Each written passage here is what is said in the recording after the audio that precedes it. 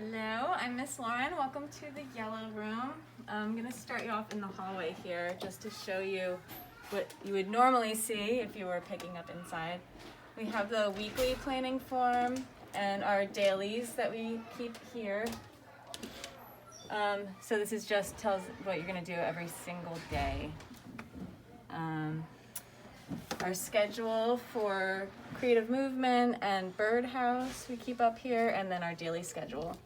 And all the kids have their own paper cubbies, and this is where we keep things until they're ready to be sent home.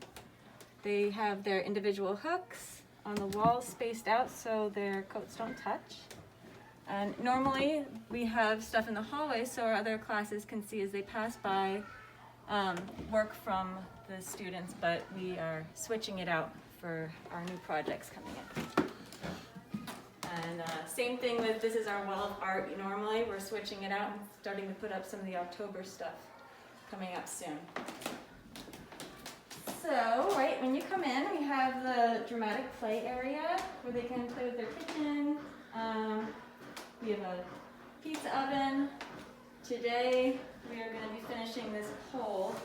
We have a very important vote going on what's your favorite meal of the day, breakfast, lunch, or dinner. So the election hasn't started yet, but the polling place is about to open. We actually have the post office here set up. So I was just setting up some of their centers for today. They they have guided centers kind of after we meet and have a discussion about whatever we are learning for that day. Today we talked a little bit early because they had creative movement. So we were talking about straight, curvy, and zigzag lines, and I was kind of trying to introduce a little bit of language comprehension, and we're talking about books lately, so they're practicing writing from left to right and reading from left to right. So I just had them come up and take turns and press on the dots here, practicing going from left to right, and then they can actually read it by naming the shapes as they press each one, just so they can practice knowing how they're gonna go forward and be looking at books. So this is our block section normally. We just set it up so they can hand in their ballots here. We kind of try to have it 2 kids, 2, maybe 3, depending on the numbers per center. So these are our instruments. And here I do have set up some of the books we've been reading this week. We've been talking about clothing. We're doing the clothing study. So I'll kind of introduce, I know you've seen the daily sheets probably where I've had music for the first half, the first beginning part of the year, and now we're going into art.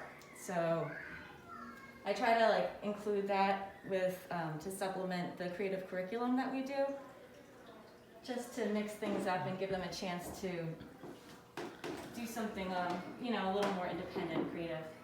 Right now, this is our science center, and I have it set up for an ice cube experiment that we're going to do when they come in, and we're going to look at some different things and measuring cups to see if they float or sink.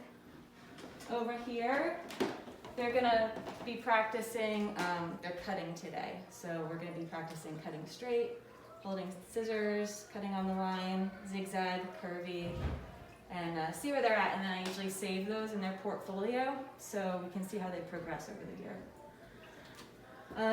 I don't know if you noticed, over here we had a little wall of art called Collaboration. And I've kind of tried to connect that with art, music, and our studies to talk about how we work together to create different things. So after they all take turns working on the same project, we put it up there. And that's what they're going to be doing today. Over here, we're painting on fabric. And this is actually a work by our last class. So they get a chance to collaborate with the class before, and then we'll keep it going and see how it changes over time. They all have their individual little containers of art supplies, and that way they don't mix the supplies. They also have their own individual sensory bins, and so after they use them, we switch them out, and then at the end of the center we sanitize them and put them away. And I just left this out because we did this a couple times, and I don't know if you could visualize it when I was writing it on the day sheet. This is our weaving box.